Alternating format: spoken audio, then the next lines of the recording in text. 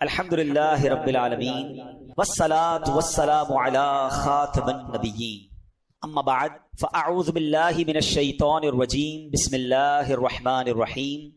پڑھیے الصلاة والسلام علیک یا رسول اللہ وعلی آلک واصحابک یا حبیب اللہ. الصلاة والسلام علیک یا نبی اللہ وعلى آلك وأصحابك يا نور اللہ. درود پاک پڑھنے کے بے شمار فضائل و برکات ہیں. حضرت ابی بن کعب رضی اللہ تعالیٰ عنہ نے فرمایا، میں نے دربار نبوت صلی اللہ تعالیٰ علیہ وسلم میں عرض کیا، یا رسول اللہ صلی اللہ تعالیٰ علیہ وسلم، میں آپ پر کثرت سے درود پاک پڑھتا ہوں یا کثرت سے پڑھنا چاہتا ہوں، حضور یہ بتائیے کتنا پڑھوں. اب ذرا سوال سنیے گا کہ میں چاہتا ہوں کہ آپ پر کثرت سے درود پڑھوں، ابنڈنٹلی زیادہ درود پڑھوں، آپ بتائیے کتنا پڑھوں. تو نبی پاک علیہ الصلوۃ والسلام نے فرمایا تو جتنا چاہے پڑھ.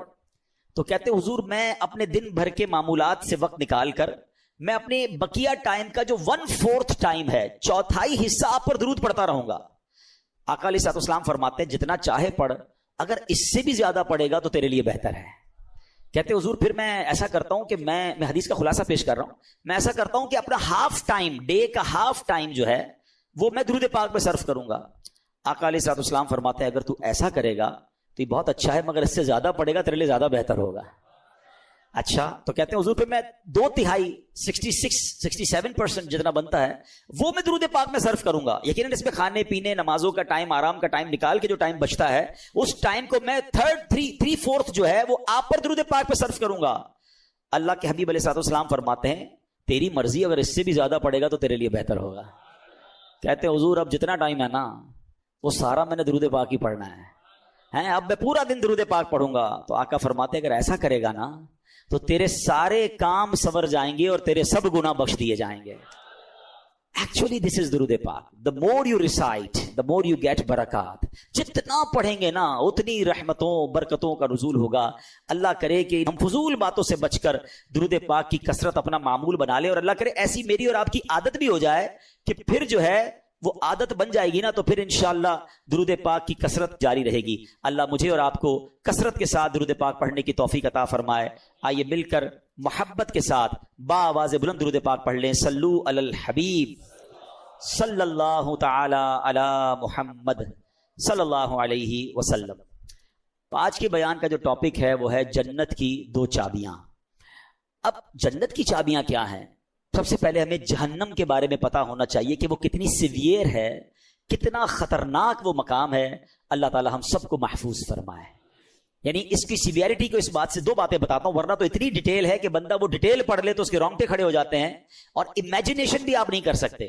یعنی دنیا کی سب سے زیادہ خطرناک آگ میلٹ کر دیتی ہے. کبھی اسٹیل مل کے بارے میں آپ نے دیکھا ہوگا کہ وہ بڑے بڑے لوہے کی راڈز کو بالکل میلٹ کر دیتے ہیں. کبھی سونار کی دکان پہ آپ نے سنا ہوگا یا دیکھا ہوگا کہ وہ گولڈ کو لکوڈ فارم میں لے آتے ہیں. یعنی اتنی ایکسٹریم فائر دنیا میں موجود ہیں کہ جس کا ہم نارمل لائف میں تصور بھی نہیں کر سکتے. پتہ نہیں کتنے ہزار سینٹی گریڈ تک وہ آگ چاہتی ہے. جن کی فیکٹریز ہیں وہ ان چیزوں کو ذرا زیادہ اچھے طریقے سے سمجھتے ہیں کہ کس قدر زیادہ گرم اور کتنی ہیٹ ہوتی ہے جو دنیا کی آگ ہے. روایتوں میں آتا ہے کہ دنیا کی آگ سے 70 گنا زیادہ سخت جہنم کی آگ ہے. کوئی بیئر ہی نہیں کر سکتا نا. اچھا، دنیا کی آگ سے روشنی ہوتی ہے، ٹھیک ہے نا، جب بھی آگ جلے گی تو آپ کو لائٹ فیل ہوگی. جہنم کی آگ اتنے 1000 سال تک جلائی جا چکی ہے کہ روایتوں میں آتا ہے وہ بالکل سیاہ ہو گئی ہے، بلیک. یعنی جہنم میں بندہ جلے گا بھی اور اس کو نظر بھی کچھ نہیں آ رہا ہوگا، اس قدر سخت وہ آگ ہو چکی ہے. اور فرمایا جہنمیوں کا سب سے ہلکا عذاب یہ ہے. یعنی کسی بھی جہنمی کو سب سے ہلکا عذاب، لوئسٹ جو پنشمنٹ ہے وہ یہ ہوگی کہ اس کو آگ کے جوتے پہنا دیے جائیں گے اور اس کی وجہ سے اس کا جو برین ہے وہ ہنڈیا کی طرح کھولتا ہوگا اور وہ سمجھے گا کہ پورے جہنم میں سب سے زیادہ عذاب مجھے دیا جا رہا ہے. یہ لوئسٹ کیٹیگری کا عذاب ہے. اللہ ہمیں لمحہ بھر بھی جہنم میں داخل نہ فرمائے. یہ ذرا سوچیے، یہ آسان نہیں ہے یہ کہنا ہے کہ ٹھیک ہے معاذ اللہ. کچھ لوگ تو عذاب کو بھی ہلکا سمجھ رہے ہوتے ہیں. میری آپ کی اوقات ہی نہیں ہے. یہ تو جہنم کا عذاب تو دور کی بات ہے، جب قبر میں عذاب شروع ہو جاتا ہے. پہلی منزل تو قبر ہے نا. روایتوں میں آتا ہے میرے آقا علیہ السلام نے فرمایا بے نمازی کو قبر ایسے دبائے گی کہ اس کی پسلیاں ٹوٹ پھوٹ کر ایک دوسرے میں پیوست ہو جائیں گی. کبھی عید والے دن زور سے کوئی دبا لے, چیخ نکل جاتی ہے, بولا ہڈیاں پسلیاں ایک دوسرے میں مل جائیں گی, اس سے قبر دبا دے گی اس کو.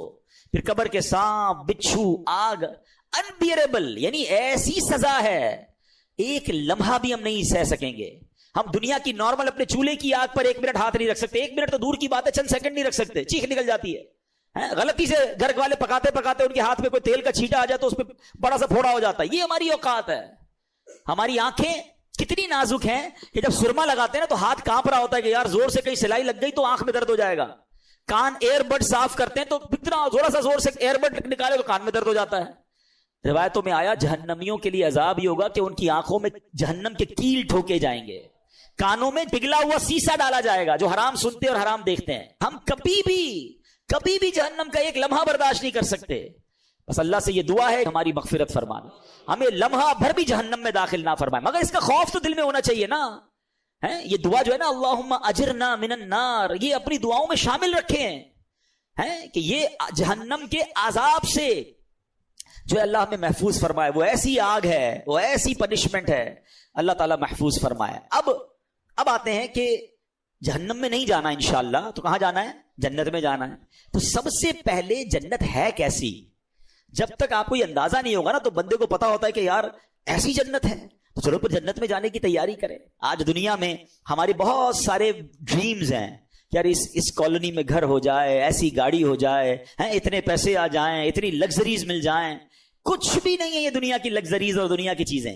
سب سے پہلی بات تو ہماری ان تمام لگژریز اور تمام چیزوں کی ایکسپائری ڈیٹ ہے. ٹھیک ہے نا, ہم سب نے دنیا سے جانا ہے, یہ ساری نعمتیں ادھر رہ جائیں گی, میں اکیلا قبر میں چلا جاؤں گا. تو وہ چیز جس کے لیے میں اسٹرگل اتنی ساری کرتا ہوں تھوڑے عرصے میں چھوڑ جاؤں گا, تو اس کے لیے کوشش کروں یا اس نعمت کے لیے کوشش کروں کہ اگر مل گئی تو اس کی کوئی ایکسپائری ڈیٹ نہیں ہے. قرآن کہتا ہے ہم فیہا خالدون, ہمیشہ اس میں رہیں گے. جو جنت میں چلا گیا نا ایک بار, ہاں یہ ذرا غور سے سنیے گا, جنت میں جو ایک بار داخل ہو گیا اب کبھی جنت سے باہر نہیں نکالا جائے گا. اب وہ ہمیں موت ہی نہیں ہے نا جنت میں, تو ہمیشہ جنت میں رہے گا. ہم فیہا خالدون. اور خدا نہ خواستہ کسی کا ایمان چھین لیا گیا اور کفر پر مرا, چاہے اس کے روزے ہیں, حج ہیں, زکاتیں ہیں, عبادتیں ہیں, وہ جہنم میں جائے گا اور پھر کبھی جہنم سے نہیں نکالا جائے گا. ہم فیہا خالدون. اچھا, ان 2 کیٹیگریز کے علاوہ ایک تیسری کیٹیگری بھی ہے کہ جو مسلمان ہوں گے, گناہگار ہوں گے, اللہ ان سے ناراض ہوگا اور وہ اپنے سزاؤں کو بھگتنے کے لیے جہنم میں جائیں گے. پھر ایک پرٹیکولر ٹائم کے بعد ان کو جہنم سے نکالا جائے گا. وہ کتنے 100 سال ہیں, وہ کتنے 1000 سال ہیں, اور پھر ان کو جنت میں ڈالا جائے گا. مگر ہم رب سے یہی دعا کرتے ہیں کہ اللہ ایک لمحے کے لیے بھی جہنم میں مت ڈالنا. تیرے حبیب کا صدقہ ہم تیرے گھر میں بیٹھے ہیں, ہمیں بلا حساب جنت میں داخلہ عطا فرما. تو جو جنت ہے نا اس کی جو خوبصورت ترین بات یہ ہے کہ اس کی کوئی ایکسپائر ڈیٹ نہیں ہے. چلو جنت کی باتیں کرنے سے پہلے ایک مدینے کی بات کر لیتے ہیں, ایک عشق والی بات کر لیتے ہیں. ٹھیک ہے, ماشاءاللہ کئی مدینہ دیکھ آئے ہیں, کئی ایسے ہیں جو جا رہے ہیں, سبحان اللہ, اللہ ہمیں بھی حاضری عطا فرما. جو جنت, اب یہ فارمولہ یاد رکھیے گا, اللہ کی رحمت کا فارمولہ کیا ہے؟ ایک بار جنت میں جائے گا وہ جہنم میں داخل نہیں ہوگا. ٹھیک ہے, تو مدینہ منورہ میں بھی تو ایک جنت ہے نا. میرے آقا نے فرمایا نا صلی اللہ تعالی علیہ وسلم, فرمایا میرے روزے اور میرے ممبر کے درمیان جو حصہ ہے وہ جنت کی کیاریوں میں سے کیاری ہے. ریاض الجنہ ہے نا مدینے میں. تو جو ایک بار ریاض الجنہ میں چلا گیا, یا اللہ تیری قدرت کا تو فارمولہ یہ ہے, تیری رحمت کا تو معاملہ یہ ہے کہ جو ایک بار جنت میں گیا وہ دوزخ میں جائے گا نہیں. تو سیدی اعلیٰ حضرت بڑی پیاری بات کرتے ہیں. آپ ایک شعر میں کہتے ہیں جنت میں آ کے نار میں جاتا نہیں کوئی. یا اللہ تو نہیں فرمایا نا جنت میں جا کے نار میں جاتا نہیں کوئی, تو اے اللہ جب ہمیں ریاض الجنہ کی حاضری مل گئی ہے تو اب ہمیں جہنم میں داخل نہ فرمانا. تو اللہ کرے کہ ہمیں بار بار مدینے کی حاضری ملے, ہم ریاض الجنہ میں جائیں. اور یاد رکھیے مدینے میں صرف یہ ایک وادی جنت کی وادی نہیں ہے, یہ ایک علاقہ سے نہیں ہے. میرے آقا نے ایک وادی کے بارے میں فرمایا کہ جنت کی وادی ہے, جنت کا پہاڑ فرمایا جبل احد کو, ہے پورا اتنا بڑا پہاڑ, یہ جنتی پہاڑ ہے. چلو عشق والی ایک اور بات سن لو. آقا علیہ السلام فرماتے ہیں کہ احد مجھ سے محبت کرتا ہے, میں احد سے محبت کرتا ہوں, اور یہ میرے ساتھ جنت میں جائے گا. اب علماء نے بڑی پیاری ڈیبیٹ کی ہے اس میں. احد تو پہاڑ ہے نا, پہاڑ نبی پاک سے محبت کرے وہ جنت میں جائے, امتی محبت کرے کیسے دوزخ میں جائے گا؟ सच्ची मोहब्बत कर लो, सच्चा प्यार कर लो, सच्ची गुलामी इख्तियार कर लो, फिर इंशाल्लाह जन्नत ही मिलनी है इंशाल्लाह। मेरे पीरो मुर्शिद अमीर अहले सुन्नत कैसी हौसला अफजाई वाली बात फरमाते हैं। आप फरमाते हैं, आका का गदा हूं ए जहन्नम तू भी सुन ले, आका का गदा। अच्छा, ये लफ्ज गदा पर भी कुछ लोग कंफ्यूज हो जाते हैं। ये फारसी का लफ्ज है। गदा के माना है भिखारी के, गुलाम के, मंगते के, कि मैं नबी पाक के दर का मंगता हूं, है जहन्नम तू भी सुन ले। आका का गदा हो ए जहन्नम तू भी सुन ले, वो कैसे जले जो के गुलामे मदनी हो।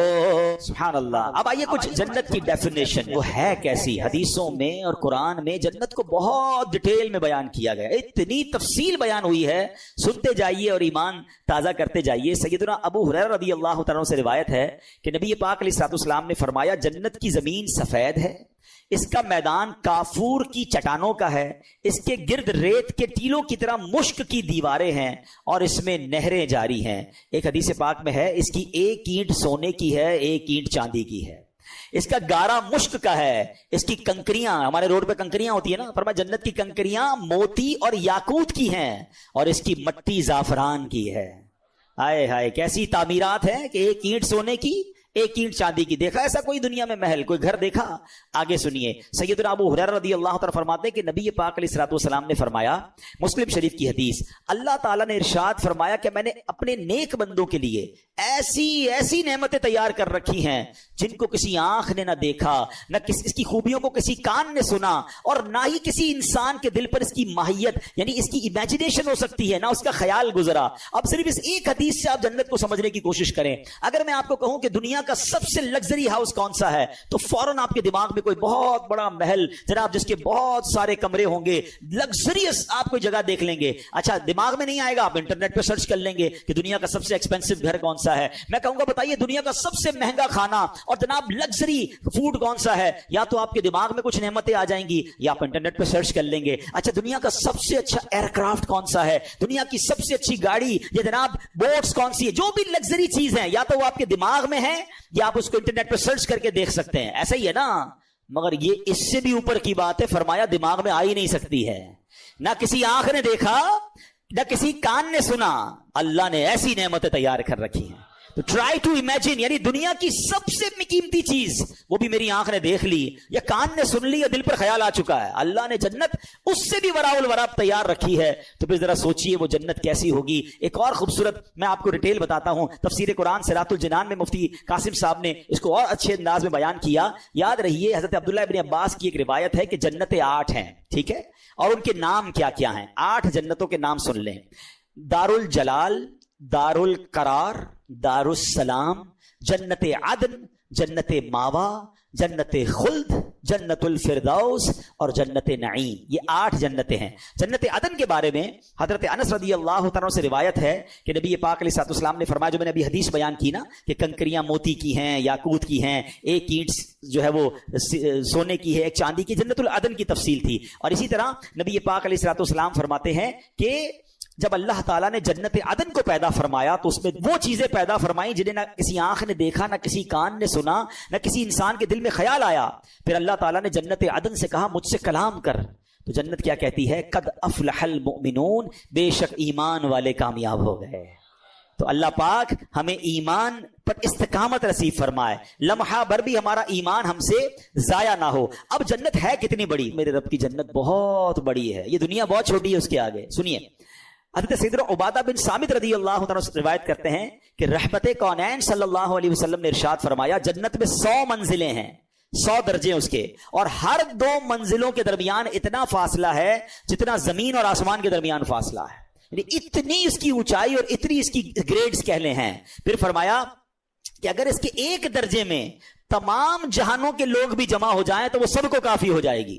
यानी तमाम जहानों की, सिर्फ इस जहान की बात नहीं हो रही, सारे जहानों के लोग जमा हो जाएं तो भी जन्नत का एक दर्जा सबको काफी हो जाएगा। अल्लाह ने उसके 100 दर्जे बनाए हैं।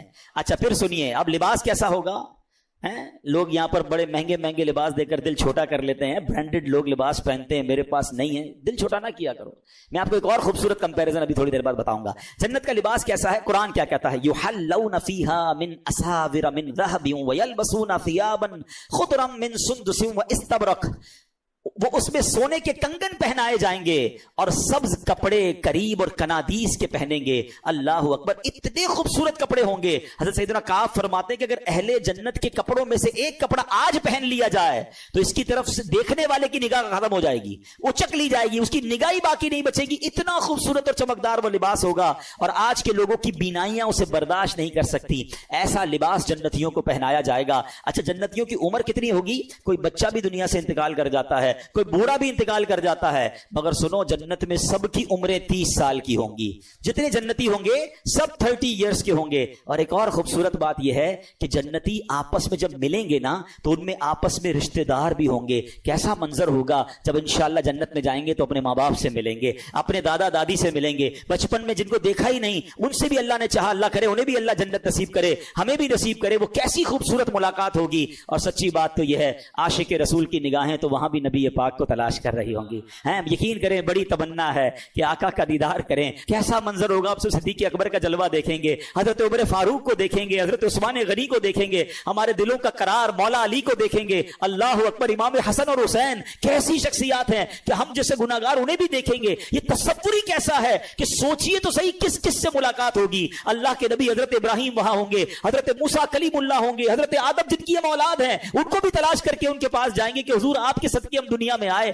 سوچ کے ہی بندے کا ایمان تازہ ہو رہا ہوتا ہے کہ کیسی ملاقات ہوگی، وہ میٹنگز کیسی ہوں گی، کدھر کدھر جائیں گے، اور انشاءاللہ وہ نظارے دیکھیں گے۔ اور سبحان اللہ، آج کل لوگ بڑے فوڈ لور ہوتے ہیں، آؤ بتاتا ہوں جنت میں کھانا کیسا ہوگا۔ قرآن کہتا ہے وَفَاكِهَةٍ مِّمَّا يَتَخَيَّرُونَ وَلَحْمِ طَيْرٍ مِّمَّا يَشْتَهُونَ، اور میوے جو پسند کریں اور پرندوں کا گوشت جو چاہیں، یعنی جو چاہیں گے امیجن کریں گے اور وہ کھانا سامنے آ جائے گا۔ اچھا، کھانا تو آ جائے گا لیکن کمال دیکھو، آج آپ کو جو بھی دنیا کی اچھی چیز پسند ہے، کسی کو بریانی پسند ہے تو کسی کو جناب سالن پسند ہے، جو بھی آپ کو پسند ہے، جب بھی وہ آپ کے سامنے آتا ہے اور آپ کو بھوک بھی لگی ہے آپ دل سے کھاتے ہیں، مگر جیسے جیسے کھاتے جاتے ہیں نا ذائقہ کم ہوتا جاتا ہے، کیونکہ پیٹ بھرتا جاتا ہے، اور اگر پیٹ بھر جائے تو آپ دوبارہ کوئی رکھ دے تو آپ کچھ بھی نہیں کھا سکتے، آپ کہ میں نے کھانا کھا لیا ہے۔ مگر ایسا نہیں ہوگا۔ جنت میں کیا ہوگا سنو، آقا علیہ الصلوۃ والسلام فرماتے ہیں جنتیوں میں جو سب سے نچلے درجے کا جنتی ہوگا نا، لوئسٹ کیٹیگری کا ہے، فرمایا وہ جس کے ساتھ 10,000 خادم ہوں گے۔ اتنے سارے نوکر دیکھ کر پریشان ہو جاتے ہیں نا، یار ایک بندے کے اتنے امپلائیز ہیں۔ سب سے نچلے درجے کے جنتی کے 10,000 خادم ہوں گے، اور ہر خادم کے ہاتھ میں 2 پیالے ہوں گے، ایک پیالہ سونے کا ہوگا، ایک چاندی کا ہوگا۔ ہر پیالے میں کھانے کی ایسی قسم ہوگی جو دوسرے میں نہیں ہوگی، یعنی everything is different than اندر ون۔ اور فرمایا وہ آخر سے بھی، یعنی اس کی آخر سے بھی ایسے ہی کھائے گا جیسے پہلے سے کھائے گا، یعنی ہر نوالے میں اس کو نئی لذت مل رہی ہوگی، اس کی لذت کم نہیں ہوگی۔ اللہ اکبر۔ اب بندہ کسی پرندے کی خواہش کرے گا، اڑتا ہوا پرندہ بن کر اس کے سامنے آ جائے گا۔ اللہ اکبر۔ اب ذرا غور کیجئے، اب کھانا تو کھا لیا، ہضم کیسے ہوگا؟ آج کے دور میں تو ہمیں واش روم کی ضرورت پڑتی ہے، یہ بھی ایک پاکیزگی کے معاملات ہو جاتے ہیں، گندگی کے معاملات ہوتے ہیں۔ فرمایا جنت میں کوئی اس طرح کی حاجت نہیں ہوگی، ایک خوشبودار ڈکار آئے گی اور سارا کھانا ہضم ہو جائے گا، ہلکا سا پسینہ نکلے گا وہ بھی خوشبودار ہوگا، اور تمام چیزوں سے بندہ فارغ ہو جائے گا، ان تمام حاجتوں کی اسے ضرورت نہیں ہوگی۔ جنتیوں کو جنت میں پاکیزہ شراب بھی پلائی جائے گی۔ کیسا مشروب ہوگا؟ اللہ اکبر۔ یطوف علیہم ولدان مخلدون، قرآن کہتا ہے ان کے گرد پھریں گے ہمیشہ رہنے والے لڑکے، باکواب و اباریک، اور آفتاب اور جام ان کے سامنے ہوں گے، وکأس من معین، اور ان کے سامنے بہتی شراب، لا یصدعون عنہا ولا ینزفون، ان کو پی کر نہ درد سر ہوگا نہ مدہوش ہوں گے، کوئی ہوش میں فرق نہیں آئے گا۔ یعنی ایسی پاکیزہ شراب ہوگی کہ جو انسان کو مدہوش نہیں کرے گی بلکہ اس کی لذت ملے گی۔ اچھا جناب، دنیا میں ایک اور لگژری کیا ہے یار، اس ملک کا موسم بڑا اچھا ہے، ویدر انجوائے کرنے چلتے ہیں۔ آؤ بتاتا ہوں جنت کا موسم کیسا ہوگا۔ اللہ نے کتنی ڈیٹیل میں قرآن میں جنت کو بیان کیا ہے۔ اللہ اپنی نعمت کے بارے میں فرماتا ہے لا يرون فيها شمسا ولا زمهريرا، فرمایا نہ اس میں دھوپ دیکھیں گے نہ سخت سردی، یعنی جنت کا موسم بالکل خوبصورت. علماء کہتے ہیں جو صبح کو موسم ہوتا ہے یا شام کا جو موسم ہوتا ہے، ماڈریٹ کلائمیٹ جو ہوتا ہے، جنت کا موسم بھی ایسا ہوگا. جنت کے درخت کیسے ہوں گے؟ میرے آقا فرماتے جنت میں ہر درخت سونے کا ہے، ہر درخت کا تنا جو ہے وہ سونے کا ہے. اچھا پھل کیسے ہوں گے اور پھل سرو کیسے ہوں گے؟ اللہ اکبر. حضرت سیدنا برا بن عازب رضی اللہ تعالیٰ عنہ نے فرمایا کہ اللہ عز و جل کے فرمان وَذُلِّلَتْ قُطُوفُهَا تَذْلِيلًا، اور اس کے گچھے جھکا کر نیچے کر دیے گئے ہوں گے. اس کی تفسیر میں فرماتے ہیں کہ اہل جنت جنت کے پھل بیٹھ کے کھا سکیں گے اور لیٹ کر بھی کھا سکیں گے، یعنی درخت ان کے قریب آ جائے گا اور وہ بیٹھے بیٹھے درخت سے پھل توڑ کر فریش فروٹس جو ہیں وہ جنتی کھا سکیں گے. اللہ اکبر. اب آگے چلیے، جنت میں ایک اور اللہ کی نعمت، وہ جنت کی حوریں ہیں جو اللہ نے نیک بندوں کے لیے تیار کر رکھی ہیں. سیدنا سعد بن ابی وقاص سے روایت ہے، ترمذی کی حدیث ہے، اللہ کے حبیب علیہ الصلوۃ والسلام نے فرمایا اگر جنتیوں میں سے کوئی شخص دنیا کی طرف جھانکے اور اس کے کنگن ظاہر ہو جائیں تو اس کی روشنی سورج کی روشنی کو مٹا دے جیسے کہ ستاروں کی روشنی کو سورج مٹا دیتا ہے. اور فرمایا بے شک حوروں میں سے ہر حور کی پنڈلی کی سفیدی 70 ہلوں کے باہر سے نظر آتی ہے، بلکہ اس کی پنڈلی کا مغز تک نظر آتا ہے. آقا فرماتے ہیں کہ اگر ان میں سے کوئی دھاگا ڈالو پھر اسے بند کر دو پھر بھی اس کے باہر سے تمہیں وہ دھاگا نظر آئے گا. تو سبحان اللہ، اللہ نے ایسی جو پاکیزہ حوریں ہیں وہ جنتیوں کے لیے تیار کر رکھی ہیں. تو اے میرے پیارے اسلامی بھائیوں، یہ میرے بہت فاسٹ جس کو کہیں کہ میں نے اس آپ کو ڈیٹیل کچھ بتائی ہے. 72 حوریں سب سے کم درجے والے جنتی کو ملیں گی، 10,000 کے قریب خادم اس کے لیے ہوں گے. اب ان تمام چیزوں میں ایک اور کمپیریزن پیش کرنے چاہتا ہوں، پھر چلیں گے وہ طریقہ کیا ہے کہ جنت گارنٹیڈ ہو جائے، جنت کی 2 چابیاں کیا ہیں اس کی طرف پھر میں آؤں گا. لیکن ایک بڑی خوبصورت کمپیریزن آپ کو بتانا چاہتا ہوں. دنیا میں ہمیں کچھ چیزوں سے روکا گیا ہے، ٹھیک ہے نا؟ مرد کو کہا ہے زیور نہیں پہننے، مرد کو زیور الاؤ نہیں ہے، سونے کے چاندی کے زیور، ایک انگوٹھی اور اس کی تفصیل ہے، اس کے علاوہ کچھ بھی نہیں پہن سکتا. اوکے، مرد کو کہا گیا ہے حرام مت کمانا، حرام روزی کے قریب مت جانا، اور اس کے ذریعے بے شک تمہیں اچھے کپڑے نہ مل سکیں، بے شک بڑی رہائش نہ مل سکے، حرام عورت کے قریب مت جانا، بدکاری کے قریب مت جانا. ٹھیک ہے، ان چیزوں سے روکا گیا، شراب پینے سے روکا گیا. آپ مزے کی بات دیکھیں، مجھے اور آپ کو دنیا میں جس جس چیز سے روکا گیا نا اس کا بہترین آلٹرنیٹ جنت میں رب نے تیار کر رکھا ہے. شراب سے روکا، یہ گندی شراب نہ پیو، یہ جہنم میں لے جائے گی. صبر کر لو، اللہ نے جنتیوں کے لیے پاکیزہ شراب تیار کر رکھی ہے. بے پردہ، بے حیا اور تمہاری غیر محرم عورتوں کے قریب بھی مت جاؤ. صبر کر لو، اللہ نے جنت میں حوریں تیار کر رکھی ہیں. حرام روزی کما کر مہنگے کھانے کے پیچھے مت بھاگو، صبر کر لو، اللہ نے تمہارے لیے پاکیزہ جنتی کھانے تیار کر رکھے ہیں. تمہیں شاندار گھر یہاں نہیں بنا سکے، کوئی بات نہیں، صبر کرو، مت مایوس ہو، صبر کر لو، اللہ نے جنت میں تمہارے لیے شاندار محل، ارے کون سا دنیا کا محل ہے جس کی ایک اینٹ سونے کی اور دوسری اینٹ چاندی کی ہے؟ اللہ نے وہ تیار کر رکھی ہے. مردوں سے کہا زیور مت پہننا، دل چاہتا ہے کچھ لوگوں کا، کوئی پتہ نہیں بریسلیٹ پہنتا ہے، کوئی چینیں پہنتا ہے، مت پہنو بھائی، ادھر تھوڑی دیر کی زندگی ہے، اب جانے والے ہیں. مگر وہاں جائیں گے، اللہ نے جنتیوں کے لیے جنتی زیور تیار کر رکھے ہیں. ایچ اینڈ ایوری تھنگ جس چیز سے ہمیں دنیا میں روکا ہے اس کا شاندار عظیم و شان نعم البدل جو ہے جنت میں تیار کر رکھا ہے. اب آپ کی مرضی ہے 50 60 70 سال کی زندگی میں ادھر مزے لینے ہیں، مزے پھر بھی نہیں ملتے، لیکن اگر پھر بھی لینے ہیں، یا وہ ختم نہ ہونے والی جو زندگی ہے جس پہ رب کے وعدے ہیں، وہ نعمتیں تمہارا انتظار کر رہی ہیں، تو عقل مند وہ ہے جو شارٹ ٹرم تھوڑی دیر کا پین لیتا ہے اور لانگ ٹرم گین حاصل کرتا ہے. اللہ کرے یہ بات سمجھ آ جائے کہ دنیا میرا امتحان ہے، دنیا میرا ٹیسٹ ہے، اور ڈیسٹنی اور میرا جو ڈیزگنیشن ہے، میرا جو ڈیسٹینیشن ہے، میری جو منزل ہے وہ میری جنت ہے، تو مجھے اس کی تیاری کرنی ہے. اللہ کرے اس دنیا میں آ کر ہم یہ سمجھ جائیں کہ شیطان آئے گا آپ کی طرف بڑھ کر، کبھی پیسوں کی صورت میں آئے گا، کبھی لگژریز کی صورت میں آئے گا، کبھی عیاشی کی صورت میں آئے گا، کبھی حرام کی صورت میں چیزیں لے کر آئے گا. اب آپ نے ادھر ڈیسیژن لینا ہے کہ مجھے دنیا کے حرام کی طرف جانا ہے یا جنت کی نعمتوں کی طرف جانا ہے. عقل مند وہ ہیں جو دنیا میں جیتے اس لیے ہیں کہ میں نے جنت میں جانا ہے. اور یہی بات رب نے قرآن میں فرمائی ہے، الذی خلق الموت والحیات لیبلوکم ایکم احسن عملا. ہم نے موت اور زندگی کو پیدا اسی لیے کیا ہے. قرآن نے خود کہہ دیا کہ ہم نے موت اور زندگی کو پیدا اسی لیے کیا ہے تاکہ دیکھیں تم میں سے کون اچھے عمل کر کے آتا ہے. مسئلہ سمجھ آیا آپ کو؟ ہم دنیا میں ایگزامینیشن ہال میں آئے ہیں. It is actually over examination hall. آپ کہیں یار 60 سال کا ایگزام، 70 साल का एग्जाम? हाँ भाई, दुनिया में 2-3 घंटे का इम्तिहान होता है तो एक क्लास आप फॉरवर्ड होते हैं ना, ठीक है? ये 60-70 साल का एग्जाम है, जितनी जिंदगी उतना एग्जाम है, मगर इसका इनाम बहुत बड़ा है जिसकी कोई एक्सपायरी डेट ही नहीं है। तो अल्लाह करे ये बात समझ आ जाए। कभी देखा एग्जामिनेशन हॉल में कोई सो रहा हो, एग्जामिनेशन हॉल में जाए और दूसरे कामों में लग जाए? वो फोकस रखता है अपने पेपर को हल करने में। तो मैं और आप दुनिया में इस एग्जाम को देने आए हैं, पास होकर जाना है, फेल होकर नहीं जाना है। अब आते हैं, ये कुछ बातें हो गई जन्नत की, और यकीन करें बहुत डिटेल है, मजीद इंशाल्लाह कभी मौका मिला तो इस पर बात करेंगे। अब आते हैं कि what is the way to get जन्नत। कोई गारंटी, कोई तरीका कि हमें पता चल जाए हमें जन्नत मिले? अल्लाह अकबर। मेरे आका अलैहिस्सलाम हैं, उन्होंने एक हदीस के जरिए गारंटी दे दी। हाँ, ये बहुत कम हदीस है इस तरह की, इसमें अल्लाह के नबी ने गारंटी दी है कि तुम में से जो मुझे 2 चीजों की गारंटी दे दे, मैं उसे जन्नत की गारंटी देता हूं। ओनली 2 थिंग्स, कोई बहुत लंबी लिस्ट नहीं है। हदीस क्या है? बुखारी शरीफ की हदीस है, जो मुझे दोनों जबड़ों और दोनों टांगों के दरमियान वाली चीज की हिफाजत की जमानत दे, मैं उसे जन्नत की जमानत देता हूं। That's it. क्या फरमा दिया? अब इसका मतलब क्या है? इसकी शरह में उलमा ने लिखा कि 2 जबड़ों के दरमियान क्या है? जबान, और 2 टांगों के दरमियान क्या है? Private part, शर्मगाह। जो मुझे अपनी शर्मगाह की जमानत दे दे, हिफाजत करेगा उसकी, और अपनी जबान की हिफाजत की मुझे गारंटी दे, मैं उसे जन्नत की जमानत देता हूं। तो इसका एक और दूसरा मतलब यह बनता है कि इट्स नॉट दैट इजी। ये दोनों चीजों को सिक्योर करना इतना आसान भी नहीं है। जन्नत मिल रही है ना इसके बदले, तो अब समझ ले मुकाबला है इसका हमारा, कि हमने एट एनी कॉस्ट इन 2 चीजों को गलत इस्तेमाल नहीं होने देना। ठीक है? अच्छा, अब ये जो जबान है, ये इतनी खतरनाक चीज है और ये इतनी प्यारी चीज भी है। ये दोनों चीजें याद रखिएगा। जबान नेमत बहुत बड़ी है, मिलकर कहिए सुभान अल्लाह, अल्हम्दुलिल्लाह, अल्लाहु अकबर।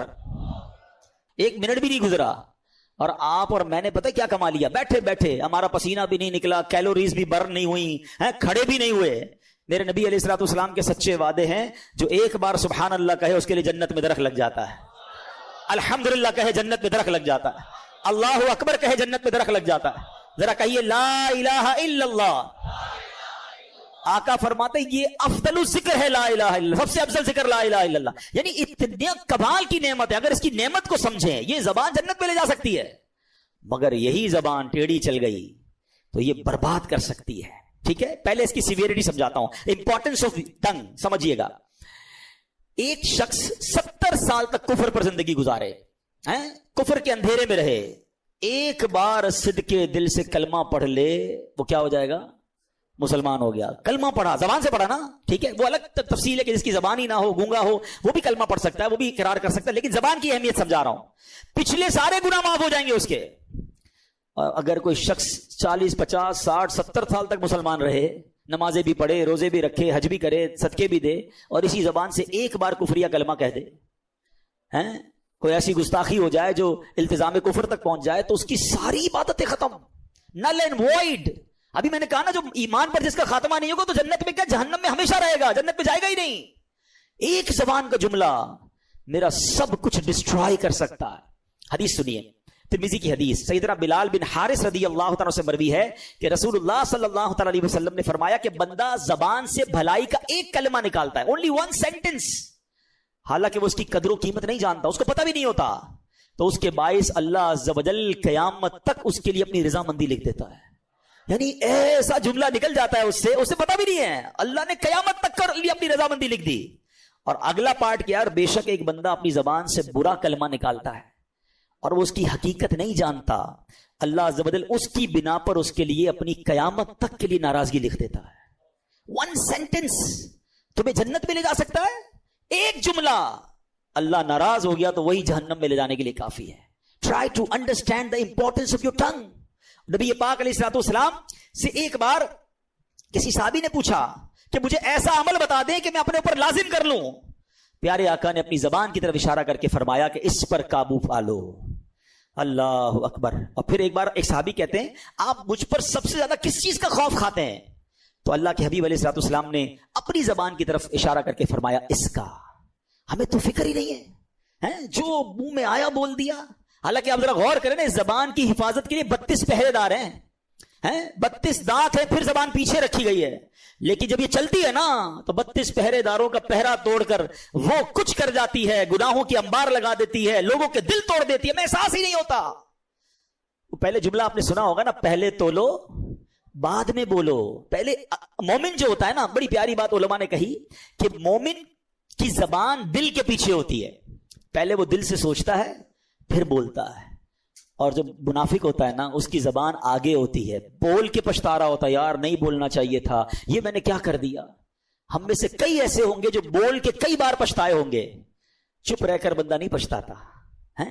تو سوچیے ہم کیا بول رہے ہیں، میری یہ بات کہیں اللہ کی ناراضگی کا سبب تو نہیں بنے گی۔ میں اگر اس ایک حدیث کو سمجھنے کی کوشش کریں نا کہ ایک جملہ جنت میں جانے کا سبب بن سکتا ہے، ایک جملہ جہنم میں جانے کا سبب بن سکتا ہے، تو مجھے بتائیں کہ جو روز اچھی باتیں کر رہا ہے، قرآن پڑھ رہا ہے، حدیث پڑھ رہا ہے، درود پڑھ رہا ہے، بیان کر رہا ہے، بیان سن رہا ہے، اچھی باتیں کر رہا ہے، لوگوں کو پیار سے گفتگو کر رہا ہے، دل جوئی کر رہا ہے، تو کتنا زیادہ چانس ہے کہ اس کی روٹین میں چونکہ اچھی باتیں ہیں، زبان سے اللہ رسول کا ذکر ہے، تو انشاءاللہ کوئی نہ کوئی جملہ ایسا نکل ہی جائے گا میرے رب کی رحمت سے کہ اس کی بخشش کا سامان بن جائے گا۔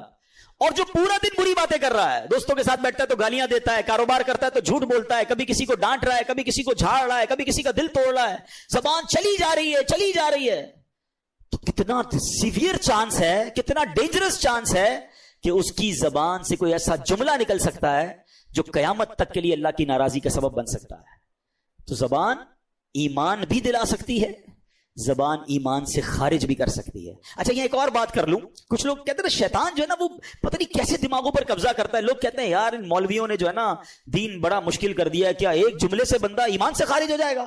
ایک جملے سے کیا ہوتا ہے بھائی، اللہ معاف کرنے والا ہے۔ واہ بھائی واہ، ٹھیک ہے، چلے میں 2-3 اور مثالیں دے دیتا ہوں۔ پہلی مثال یہی ہے کہ 60-70 سال کوئی کفر پر رہے اور کلمہ پڑھ لے اس صدق کے دل کے ساتھ، تو مسلمان ہوگا کہ نہیں ہوگا؟ تو 70 سال کی کفر ایک طرف ایک جملے سے مسلمان ہو سکتا ہے، تو کیا ایک جملے سے باہر نہیں ہو سکتا؟ ٹھیک ہے، چلیں اور مثال لے لیں، زیادہ تھوڑی اور مثالیں سمجھا دیتا ہوں۔ ایک عورت اجنبی جا رہی ہے، میرا کوئی رشتہ نہیں ہے اس سے، 2 مرد 2 گواہوں کی موجودگی میں چند جملے ہی کہنے نا، نکاح میں کیا ہوتا ہے ایجاب و قبول ہی ہے نا۔ وہ عورت جس سے کوئی رشتہ نہیں، چند جملوں سے کیا ہو گئی؟ زوجہ بن گئی، بیوی بن گئی، پردہ بھی ختم ہو گیا۔ اچھا اسی عورت کے ساتھ 50 سال گزار لیے، کئی بچے ہو گئے، وہ دادی بن گئی، نانی بن گئی، چند جملے کہہ دیے، کیا ہوگا؟ طلاق کے جملے کہے تو گئی نا، غیر ہو گئی نا، یار اتنا پرانا رشتہ چند جملوں سے ختم۔ ٹرائی ٹو انڈرسٹینڈ زبان کیا چیز ہے، چند جملوں سے غیر کو اپنا کر سکتی ہے اور چند جملوں سے اپنے کو غیر کر سکتی ہے، ٹھیک ہے؟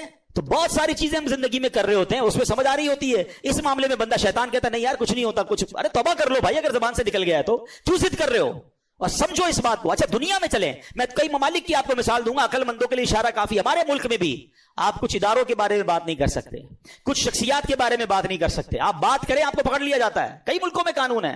تو آپ کہیں یار جملے ہی تو کہتے بھائی، تو بھائی جملے نہیں کہہ سکتے نا، منع ہے، ان کے قوانین ہیں، تو ٹھیک ہے ان کے قوانین پر آپ عمل کریں، ٹھیک ہے؟ آپ کاروباری لوگ بیٹھے ہیں، آپ نے کسی کا کہا یار ٹھیک ہے بھائی یہ سودا میں نے لے لیا آپ سے، یہ پلاٹ میں نے خرید لیا، یا میں نے کپڑا آپ سے خرید لیا ہے، ڈیل کر لیا آپ نے، ایکسپٹ کر لیا، 1-2 مہینے بعد ریٹ نیچے چلا گیا، آپ کہیں یار کس بات کا سودا بھائی، جملہ ہی تو کہا تھا، نہیں زبان پکی بھائی، کاروبار کہتے ہی اسی کو ہیں، منہ سے نکل گیا تو کرنا پڑے گا، ادھر سمجھ آ رہا ہے سب۔ شریعت کے معاملے میں نہیں یار ایک جملے سے کیا ہوتا ہے۔ تو کمال یہ ہے کہ شیطان غلط کہہ کر بھی ماننے نہیں دیتا، مسٹیک کو بھی ایکسپٹ نہیں کرنے دیتا، توبہ بھی نہیں کرنے دیتا۔ تو شریعت کے قوانین کو سمجھیں، جب دنیا میں ہم ایک جملے کی اہمیت کو سمجھتے ہیں اور وہاں نہیں سمجھتے تو یہ بات ہمیں سمجھنی ہوگی، اور زبان کی امپورٹنس اور اس کی اہمیت کو سمجھیے۔ اب زبان سے ہونے والے گناہ سب پتہ ہے ہمیں، مطلب میں کوئی ایسی نئی بات نہیں کرنے آیا، میں تو صرف انڈیکیٹ کرنے آیا کہ سمجھو یہ 2 چیزوں کی گارنٹی دینی ہے، ان 2 چیزوں کو سیکیور کرنا ہے۔ گناہ کیا کرتے ہیں؟ جھوٹ بولتے ہیں، اور جھوٹ کتنا بڑا گناہ ہے، اللہ کے حبیب علیہ الصلوۃ والسلام فرماتے ہیں، حدیث پاک کا مضمون ہے، بندہ جب جھوٹ بولتا ہے تو اس کے منہ سے ایسی بدبو نکلتی ہے کہ فرشتہ 1 میل دور ہو جاتا ہے۔ پتہ نہیں جھوٹ بول بول کے کتنے رحمت کے فرشتے دور کر دیے ہم نے، پھر کہتے ہیں گھر میں برکت نہیں ہے، دکان میں برکت نہیں ہے، ارے بھائی جھوٹ تو ختم کرو۔ حدیث پاک فرمایا جھوٹ انسان کو رسوا کر دیتا ہے اور چغلی عذاب قبر کا سبب بنتی ہے۔ میں ایک اور آپ کو بات بتاؤں، جھوٹ اتنی خطرناک چیز ہے، جن لوگوں کی بہت زیادہ جھوٹ بولنے کی عادت ہے نا، جھوٹا مضطرب رہتا ہے، کنفیوز، آلویز ان ٹینشن۔ وجہ پتہ کیا ہوتی ہے؟ وہ جھوٹ بول بول کے اتنا جھوٹ بول دیا ہوتا ہے کہ وہ اپنا جھوٹ سنبھال رہا ہوتا ہے، اور نوکری والے جس طرح جھوٹ بول رہے ہوتے ہیں، بھائی کیوں جناب 2 دن چھٹی کی؟ وہ نانی بیمار تھی۔ اچھا پھر 3 دن چھٹی کی، اب کیوں نہیں ہے؟ وہ نانی کا انتقال ہو گیا۔ اب ساری زندگی یاد رکھنا ہے کہ آفس میں نانی مر چکی ہے, اب دوبارہ بیمار نہیں ہو سکتی نانی. جھوٹ بولا نا, فائل سنبھالو. کدھر رہتے ہو بھائی؟ اچھا رہتا بیچارہ گارڈن میں ہے یا لیاری میں ہے. اب دوستوں میں شیخی بگار نہیں ہے, میں ڈیفینس میں رہتا ہوں. اچھا کام کیا کرتے ہو؟ پتا چلا وہ موٹر سائیکل چلاتا ہے, تو کہتا نہیں میری تو جناب دکان ہے میری. اب اس کو ڈیفینس کا ایڈریس بتایا اور کاروبار دکان بتایا. اب ساری زندگی یاد رکھنا ہے کہ اس کو کیا بتایا میں نے, تو جھوٹا ٹینشن میں ہی رہے گا. بھائی سچ بولو نا, کیا حرج ہے؟ آپ نیند میں بھی کوئی اٹھا کے پوچھے گا کہاں رہتے ہو, آپ پراپر ایڈریس بتاؤ گے, کیا کام کرتے ہو صحیح بتاؤ گے. جب سچ بولو گے, روایتوں میں آتا ہے سچے کے چہرے پہ نور ہوتا ہے, سچا ریلیکس ہوتا ہے, اس کو کوئی ٹینشن نہیں ہوتی. جھوٹ بولنے والا مضطرب رہتا ہے, ٹینشن میں رہتا ہے. آپ دیکھ لیں نبی پاک علیہ الصلوۃ والسلام جب کفار کو تبلیغ فرماتے تھے نا, تو لوگ پتہ ہے کیا کہتے تھے؟ ایسا چہرہ جھوٹے کا چہرہ نہیں ہو سکتا. ہمیں یہ نہیں پتا آپ کیا کہہ رہے ہیں, مگر چہرہ بتا رہا ہے کہ یہ سچ بات ہے. جو آپ کہہ رہے ہیں وہ سچے کلمہ پڑھ کر مسلمان ہو جاتے تھے. سچے کا چہرہ ہی الگ ہوتا ہے. اللہ کرے کہ یہ بات ہم سیکھیں. اچھا ہم انڈیلیبریٹلی اپنے بچوں کو جھوٹ سکھاتے ہیں. کیا سکھاتے ہیں؟ گھر پہ فون آیا, بیٹا کہہ دو ابو نہیں ہے. ارے ابو ہی کہہ رہا ہے ابو نہیں ہے, ابو سو رہے ہیں, ابو جاگ رہے ہیں, کہہ رہے ہیں سو رہے ہیں. اچھا بچے کو ہم یہ تو کہہ رہے ہیں کہ وہ ابو کے سامنے جھوٹ بول رہا ہے, لیکن پتہ کیا ہوتا ہے اس کا نقصان؟ ابو کو ہی آگے جا کے ہوتا ہے. جب وہی بچہ بڑا ہو جاتا ہے نا, پھر ابو کو گھما رہا ہوتا ہے, نہیں ابو میں ادھر نہیں گیا تھا, میں تو دوستوں میں تھا, تو میں تو ادھر تھا. آپ نے شروع سے اس کی ٹریننگ کی ہے جھوٹ بولنے کی. بچپن سے سکھائیں کہ بیٹا کسی حال میں جھوٹ نہیں بولنا ہے. بھول گئے غوث اعظم کا واقعہ تھا, ماں نے کیا کہا تھا؟ جھوٹ مت بولنا, ڈاکوؤں سے بچ گئے نا. تو یہ سمجھنا ہے کہ سچ بولنا ہے. پھر اسی زبان سے غیبت کرتے ہیں, یہ مسلمان بھائی کا گوشت کھانے کے مترادف ہے. اچھا غیبت کا معنی ہی لوگوں کو نہیں پتا ہے. ہاں چلو آج غیبت کا معنی بھی بتا دیتا ہوں, کیونکہ جس کو کہو نا یار آپ غیبت کرتے ہیں, تو کہتا ہے بھائی میں سچ تو بول رہا ہوں, میں تو اس کے منہ پہ بھی کہہ سکتا ہوں, میں کون سا جھوٹ بول رہا ہوں. تو پہلے آج یہ سمجھ لیں کہ غیبت ہوتی ہی سچ ہے, جھوٹ نہیں ہوتی ہے. ہاں یہ وہ سچ ہے جو حرام ہے, یہ بھی سمجھ لیں آپ. ہر سچ بولنے والا نہیں ہوتا ہے. اب آپ کہیں گے ابھی تھوڑی دیر پہلے مولانا صاحب کہہ رہے تھے سچ بولنا اور یہ سچ حرام ہے. ہاں تو یہ تو بات ہے, علم دین سے دوری اتنی ہے کہ پتہ ہی کچھ نہیں ہے. اب سنیے, نبی پاک علیہ الصلوۃ والسلام نے خود بتایا, تمہیں معلوم ہے غیبت کیا چیز ہے؟ آقا علیہ الصلوۃ والسلام خود سوال کر رہے ہیں. لوگوں نے عرض کی اللہ اور اس کا رسول اس کا بہتر علم جانتے ہیں. ارشاد فرمایا غیبت یہ ہے کہ تم اپنے بھائی کے بارے میں ایسی بات کہو کہ جو اسے بری لگے. کسی نے عرض کی کہ اگر وہ برائی میرے بھائی میں موجود ہو تو پھر بھی غیبت ہے؟ تو فرمایا ہاں, جو کچھ تم کہتے ہو وہ موجود ہے جبھی تو غیبت ہے, اور اگر تم ایسی بات کہو جو اس میں موجود نہیں تو یہ بہتان ہے, یہ اس سے بھی بڑا گناہ ہو گیا. مثال کے طور پہ کوئی شخص بیچارے کا رنگ سیاہ ہے, کالا ہے, یا قد چھوٹا ہے, بعض اوقات ہیلدی ہوتے ہیں, کہ یار یہ اس کے پیچھے کہہ رہے ہیں, پیٹھ پیچھے کہتے ہیں کہ یار وہ لمبو نہیں ہے, وہ چھوٹے قد والا نہیں ہے, وہ جو کالا ہے وہ نہیں ہے, کانا جو نہیں ہے, اس کی گاڑی بڑی خراب ہے. یعنی کوئی بھی ایسی بات آپ کریں جو اس کے سامنے کہیں تو اسے بری لگے, اس کی برائی بیان کرنے کے لیے کوئی بھی بات کریں, یہ غیبت ہے. تو بندہ کہے آپ کیوں کہہ رہے؟ بھائی وہ سچ تو کہہ رہا ہوں. یہ سچ کہنے کی آپ کو اجازت نہیں ہے جو اس کو بری لگے. اچھا لوگ کہتے ہیں کہ وہ اس میں ہے, ارے بھائی اس میں ہے جبھی غیبت ہے, اگر نہیں تو پھر تو بہتان ہے, وہ اس سے بھی بڑا گناہ ہے. اور لوگ کہتے ہیں میں سامنے منہ پہ کہہ سکتا ہوں, بھائی منہ پہ کہو گے تو دل آزاری ہوگی اور گناہ ملے گا. آپ کسی مسلمان کی برائی نہیں کر سکتے. Look at beauty of Islam, always talk positive about each other. اسلام کتنا پیارا مذہب ہے, کہتا ہے اگر بندہ بھائی سامنے ہے تب بھی برائی بیان نہ کرو, نہیں ہے تب بھی برائی بیان نہ کرو. بڑی پیاری بات علماء کہتے ہیں غیبت سے بچنے کا جو فارمولا ہے نا, یہ فارمولا سمجھیے گا. ہم دو بندے بات کر رہے ہیں, جب بھی ملے نا 2-3 دوست بیٹھے ہوں, آپس میں ایک دوسرے کی بات کریں, اگلے کی بات ہی نہ کرے جو نہیں ہے, تو آپ غیبت سے بچ جائیں گے. اور جب بھی کسی ایبسنٹ بندے کی بات کریں نا, تو آپ کو الارم بچ جانا چاہیے. یار پازیٹیو بات ہو رہی ہے, نیگیٹو ہے تو آپ چھوڑ دیں, نہیں بھائی میں نہیں سنوں گا, یہ بات مت کرو, یہ غیبت ہے. آپ جب, لیکن یہاں تو بڑا مزہ آتا ہے, آپ نے دوستوں میں کوئی بیٹھا ہے, جیسے ہی کھڑا ہو کے گیا, یار دماغ کی دہی کر رہا تھا یار, بور کرتا ہے یار, اس کو نہیں بلایا کر یار, وہ اٹھ کر گیا اور تمہارا غیبت کا میٹر شروع ہو گیا. اور غیبت ایکچولی پتہ ہے کیسا عجیب ہونا ہے کہ بندہ اپنی نیکیاں کسی کے اکاؤنٹ میں ٹرانسفر کر رہا ہے. یعنی کمال دیکھو, روزہ میں نے رکھا, تراویح میں نے پڑھی, شب قدر میں آ کر بیان ہم نے سنا, 2-1.5 گھنٹے بیٹھ کر صلاۃ التسبیح پڑھی, اور ابھی باہر نکل کر کھڑے ہو کے 2 آدمی نے دیکھا نہیں آیا نا اجتماع میں, ابھی یہ بھی ہوگا. شیطان ہماری عادت ہے, بلایا تھا اس کو کہیں اور دعوت میں بلاتے, سحری میں آ جاتا, نہیں آیا اجتماع میں, بس اس کی عادت ہی ایسی ہے. جتنی نیکیاں کمائی تھی نا, وہ جو نہیں آیا اس کو گھر بیٹھے آپ کی نیکیاں ٹرانسفر ہو گئی فری میں. کمال ہے یار, یہ کتنی بڑی بے وقوفی ہے, کتنی بری عادت ہے کہ میں اپنی نیکیاں, پہلے تو نیکیاں کروں اور پھر نیکیاں ساری کی ساری میں ٹرانسفر کر دوں. میں تو کہتا ہوں اللہ کرے کوئی ایسا فارمولا بن جاتا, جو ہو تو نہیں سکتا, میں ازمپشن دے رہا ہوں کہ مزہ یہ آتا کہ ادھر میں غیبت کرتا, ادھر 5,000 میرے اکاؤنٹ سے آن لائن اس کے اکاؤنٹ میں ٹرانسفر ہو جاتے ہیں. پھر میں دیکھتا کون غیبت کرتا ہے, او ہو ارے 5,000 علی ابا نہ, آئندہ نہیں کرنی غیبت ماں کے کوئی جی. ادھر نیکیاں جاری نا, اس کی اہمیت نہیں پتا, پیسے ٹرانسفر ہونا شروع ہو جائے نا, ہم ایک بندہ کوئی غیبت نہیں کرے گا اپنا, یا تو اکاؤنٹ خالی کر دے گا. اچھا میں ایک اور عجیب بات بتاؤں, غیبت ہمیشہ بندہ اس کی کرتا ہے جو اچھا نہیں لگ رہا. ऐसा ही है ना, पसंद नहीं है तभी तो गीबत कर रहे हो आप उसकी, पसंद भी नहीं है और नेकियां भी भेज रहा हूं। कितनी अजीब बात है कि आपको वो अच्छा भी नहीं लग रहा और आप उसको रोज नेकियां ट्रांसफर कर रहे हो। इमाम आजम अबू हनीफा कमाल की शख्सियत है, इतने अक्लमंद थे, कहते मैंने कभी जिंदगी में किसी की गीबत की नहीं है, लेकिन अगर करता ना तो अपनी मां की गीबत करता। बड़ों की बड़ी बात है, कहते अपनी नेकियां अपनी मां को ही भेजता ना, किसी गैर को क्यों भेजता।